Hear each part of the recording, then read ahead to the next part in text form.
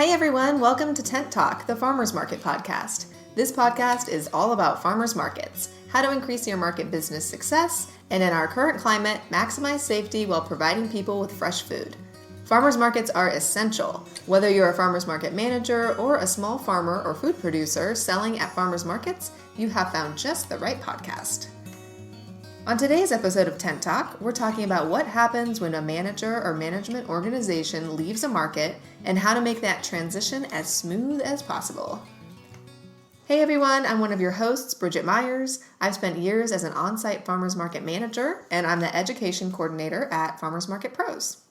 And I'm Catt White, Director of San Diego Markets, where I'm still an active Farmers Market Manager, founder of Farmers Market Pros, and host of the Farmers Market Pros Community and Membership Organization. And I'm co-host Justine Marzoni-Mead, Tent Talk producer and marketing director for Farmers Market Pros. Welcome back, everybody. Welcome to Tent Talk. Today we're talking about what happens when the management of an established market changes. Sometimes does, and this year full of changes that may be happening even more than in the past for a variety of reasons.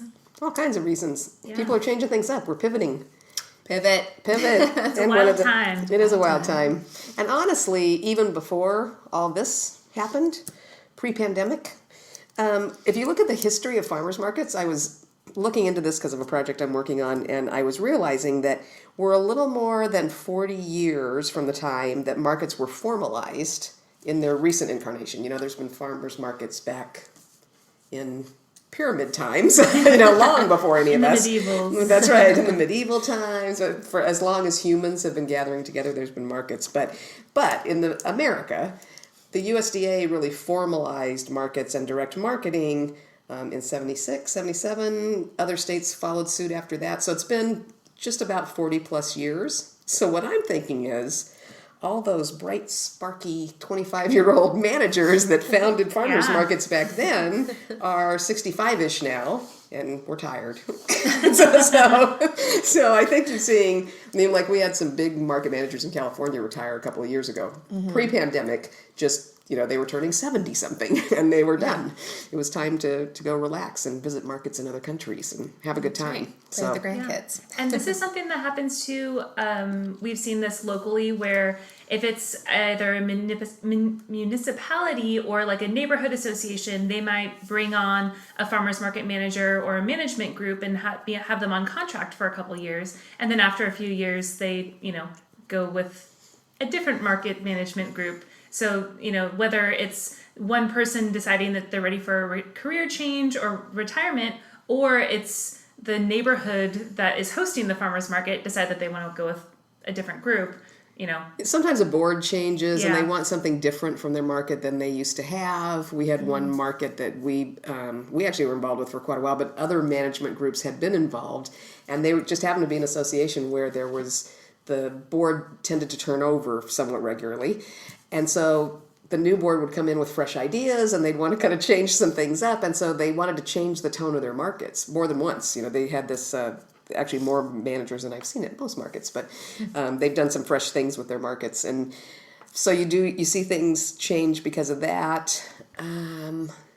What else causes it? Right now, there's some other things going on. There's pandemic stuff. And so market managers may be experiencing different demands from their families, virtual schooling, remote work, health issues that make them ready to maybe move into a less public kind of role. And so they're pulling back a little bit in these interesting COVIDian times. Yeah. We're just going to use that every episode now. We are. We're going to use that from now on. I think we should make it a thing. In fact, I think it needs to be a hashtag. That's right.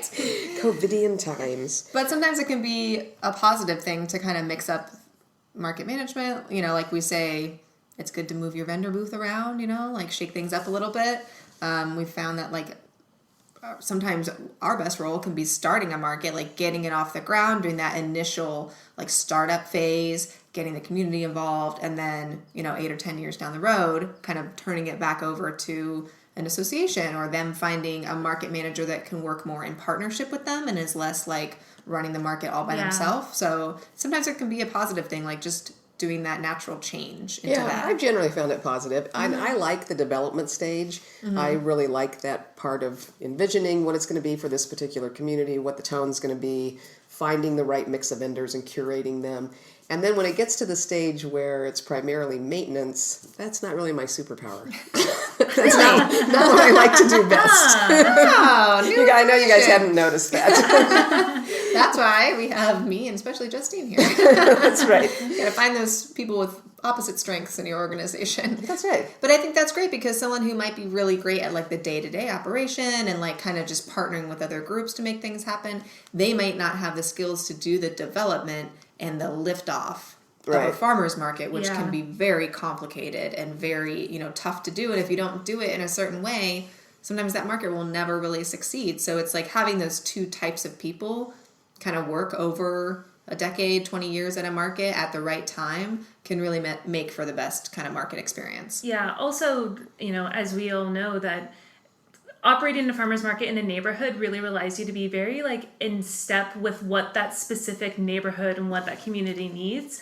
And if you're a market manager that doesn't happen to live in that neighborhood or have, really deep roots in that community, it may be hard to continue to operate that market if you move out of that neighborhood or you're not, have those really close relationships with the Main Street Association or whoever, is that neighborhood. And actually just your neighbors. Yeah. So we're actually in the sort of the last-ish phases. I think we're going to hang in there for a little bit longer on just a few details, but of taking one of the markets that we started 9 years ago, Like that. It was 9 in July, yeah. Yeah, 9 in July. Love the market. The association approached us to start it for them. We feel like we've done really good work there. It's a great market. It's an amazing market, yeah. We have a lot of the people that started there 9 years ago are still there in terms of farmers and vendors.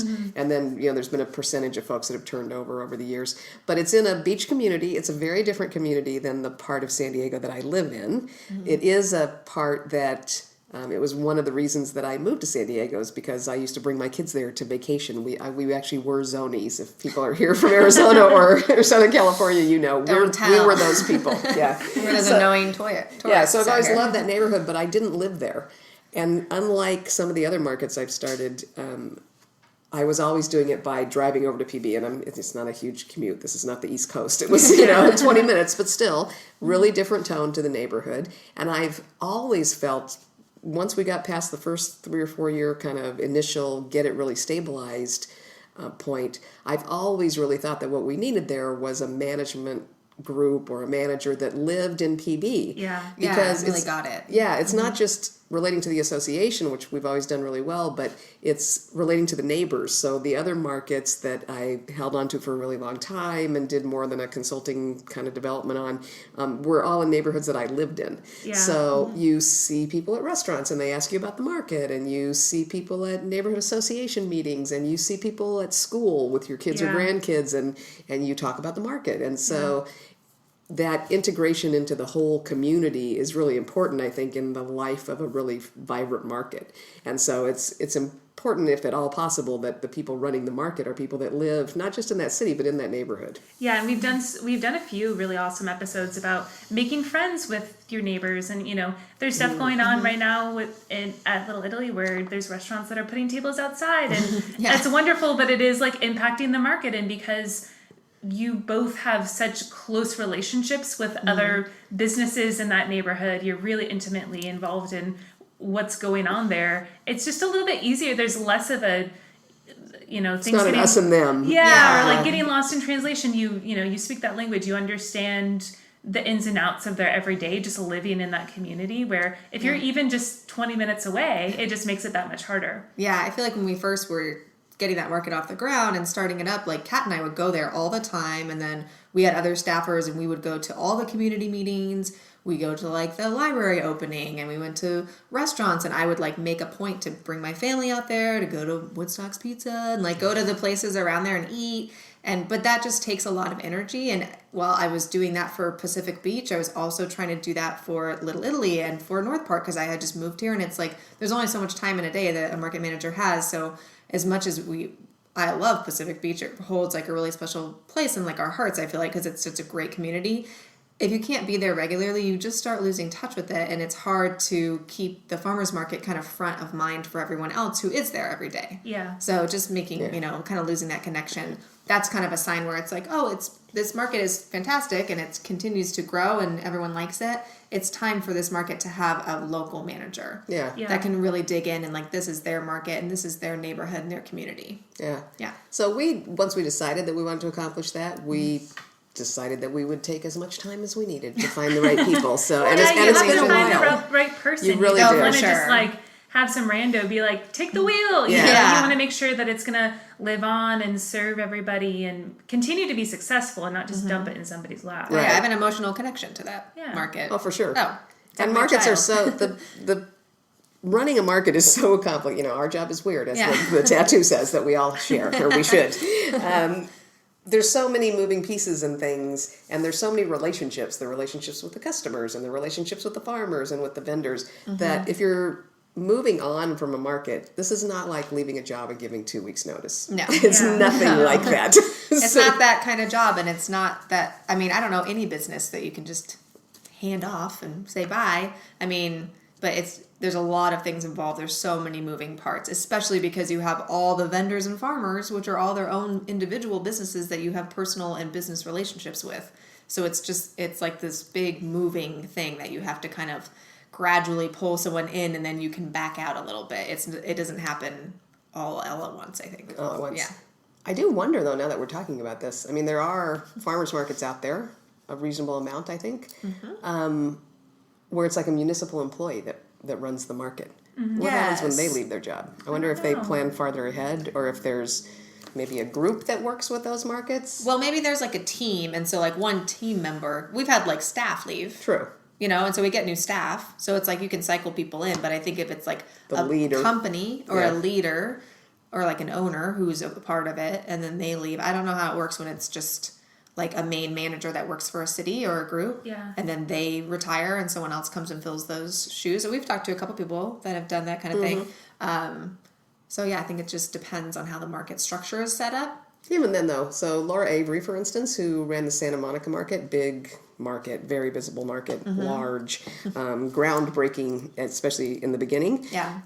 Was an employee of Santa Monica, the city of Santa Monica. But when she decided to leave, again, she wasn't leaving with 2 weeks' notice. She was helping to interview all the people that applied to replace her, and I think they had a good, 6 months of hiring and transition and planning to get the right person in there, and then she worked with them and trained them for a long time. Yeah. So, even in that situation, it definitely took some time. So figuring out the right team to take over is key.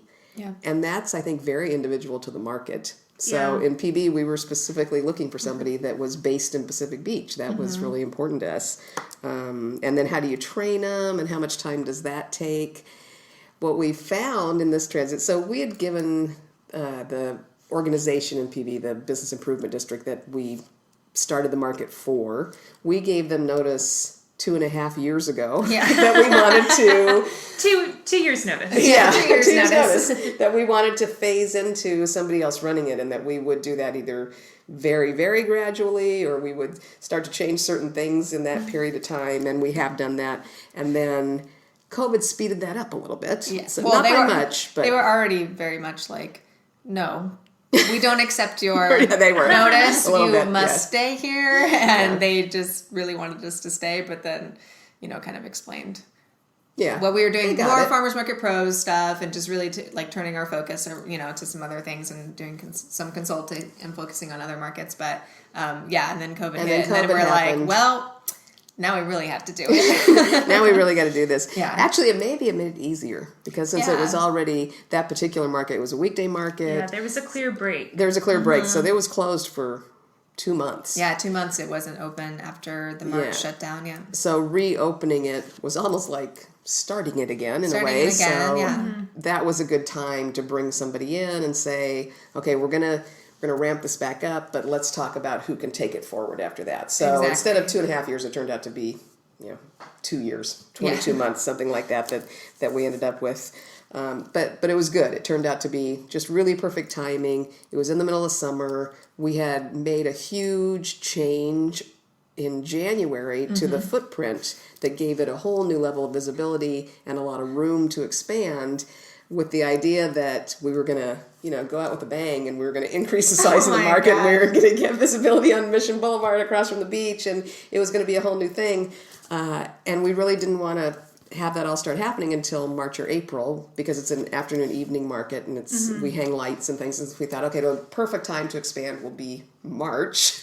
When I look back at our emails, my gosh. When I look at my calendar for March, it's like PB. Oh my god. To Mission Boulevard. Like, we had this whole thing planned out for March. I just and threw April. away my planner for I just lit it I on literally fire. threw it away. I was like, this is no longer serving me. I was just in a group that was talking about that, and we said, This is the deal. Let's just go buy 2021 planners. We're done with you, 2020. Yeah, we're just starting in January. Like, whatever happens start right right now, now. January, who cares? That's right. It's Yeah, all but new. when I just think about PB, we put so much work into like gosh. getting that permit approved and get.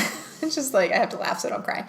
But it was so exciting. It was exciting. And we're like, we're gonna make it really big and great and vibrant, and that'll be a great time for someone to come take it, because it won't be like. It'll be really exciting to It's kind of take a it stable, over. Yeah, really stable not a neighborhood huge market, but a real stable neighborhood market. But this was going to kick it up to the next level. Yeah. Sure got kicked up to the next level. In March. In March Yeah. is when this was going to happen. Yeah. So, we can all think back about how that went. Yeah.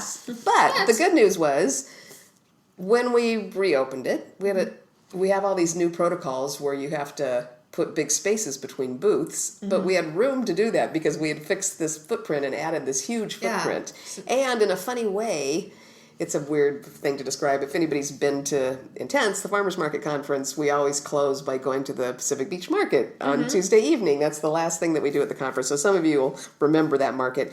But as you turn, then, so we made it kind of an L-shaped, and we're going towards the beach. And our estimation was that it was going to take 3 months of adding new vendors to gradually reach the beach. Yeah. But instead, since we have all these big spaces between booths now, every time we take in a new vendor over there, because we're still helping them curate, we are rapidly approaching the beach. So it's fun. It's they're coming in on a high note, even in the midst of all this foolishness. Yeah. And it's kind of like a baptism by fire, It is. like coming in this really tough time. But if you're new to farmers market management, it's kind of like front loading this huge learning curve where you're learning all this really, really difficult stuff, and you really have to enforce it because there's health reasons why you have to do it. And then eventually, one day when the COVIDian era is over, you can kind of go back and it will be, a lot easier to manage a market than it was at the beginning. So if anything, it's kind of like an intensive training moment for these new market managers. Mm-hmm.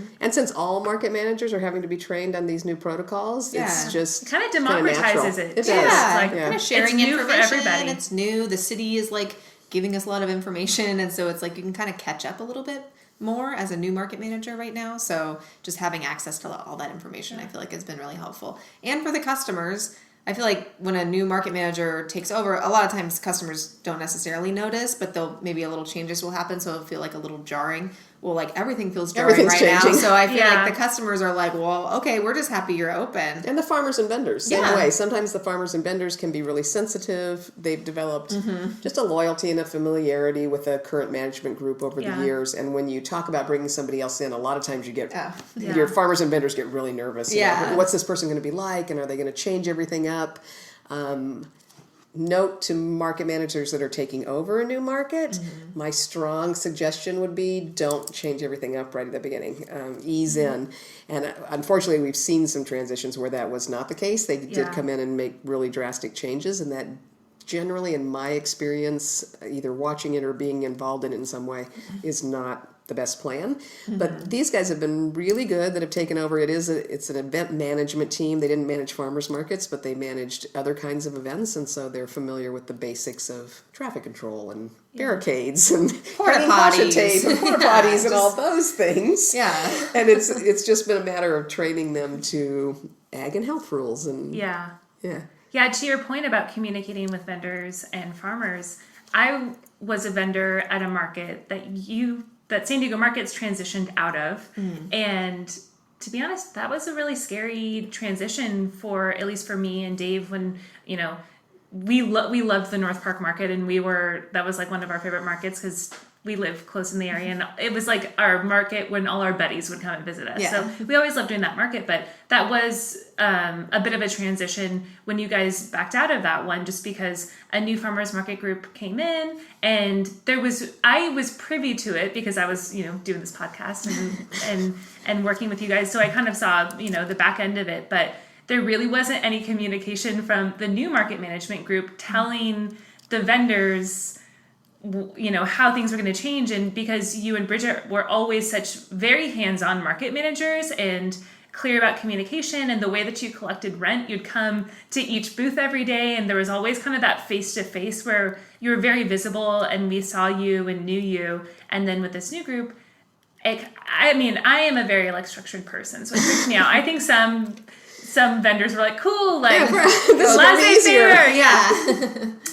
But I would just say if you are a market manager that's either passing on the legacy to a new market management group, or if you're a new market manager that's taking on the market, make sure that you introduce yourself. Make sure that that the vendors know that they're in good hands. Be really clear about any policies that are changing. The biggest thing for me is all of a sudden I can pay with a check. And that really annoyed me because I'm just I have a husband that's not the best cash handler.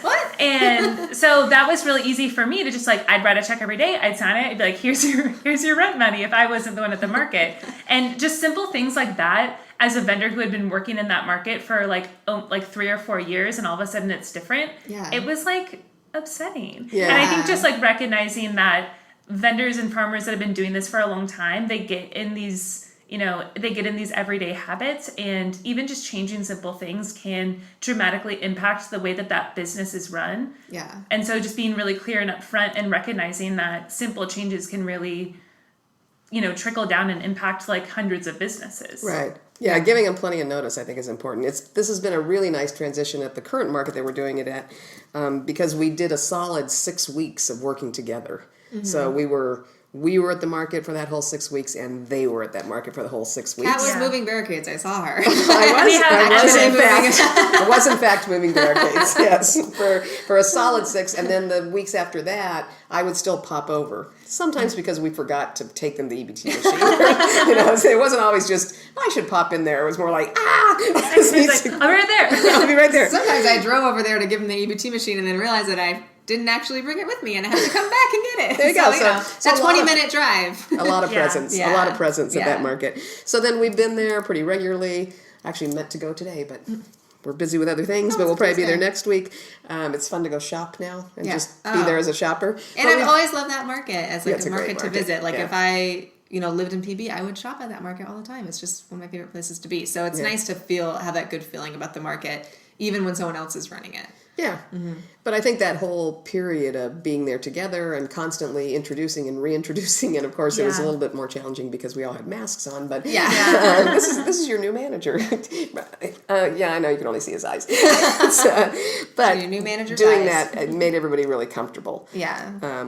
It's just like if your parents split up and you're a kid, you want to know everybody's getting along and it's going to be happy. Taking it to a sad level.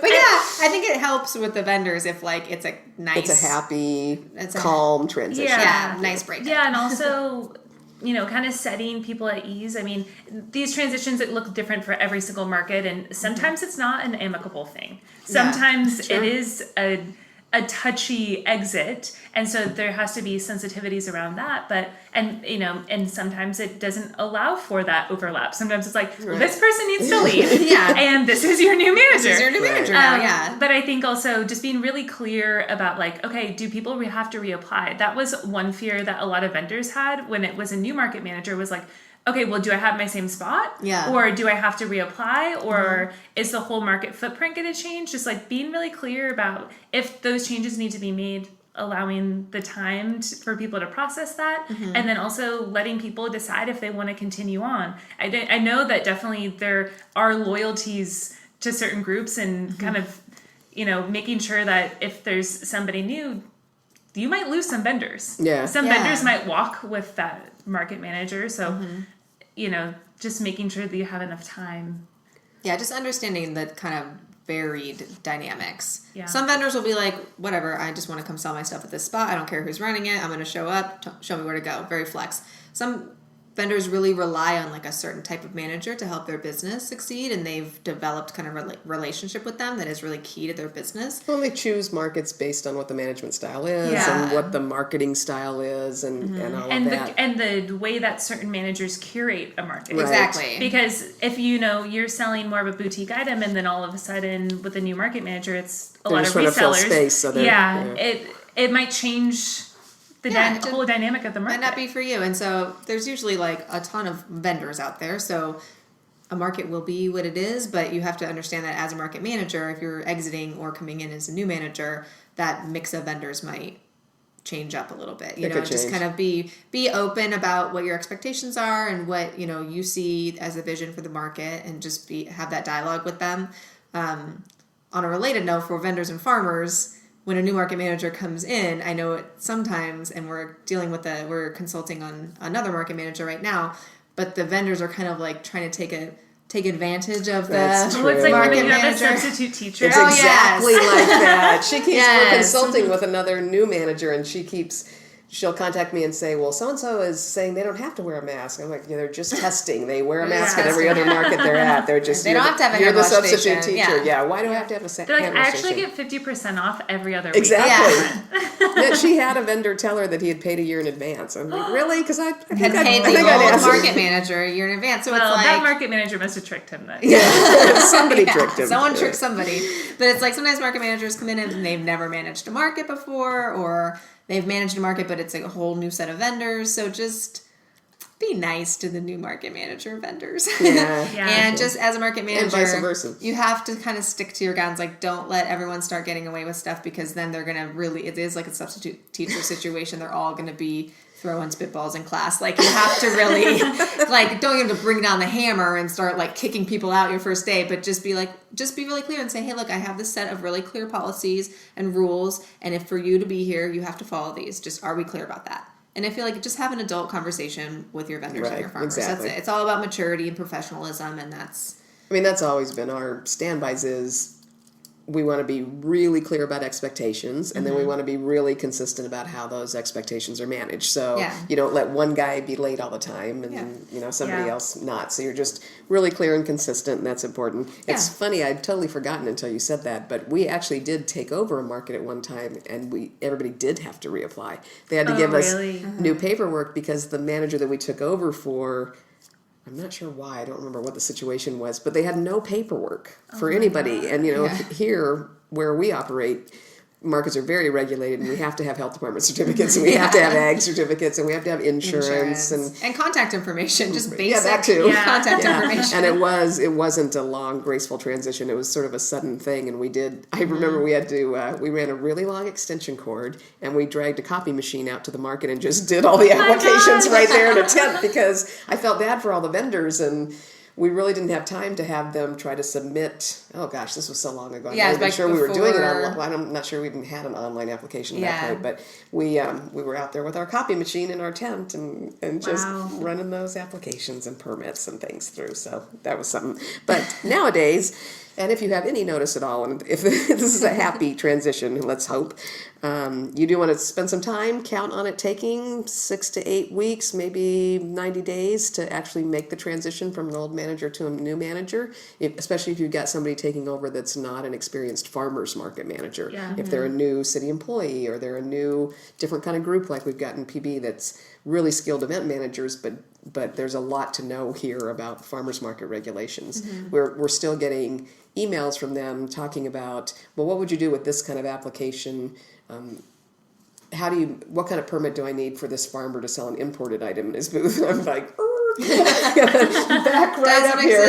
We had the ivory dealer. Yikes.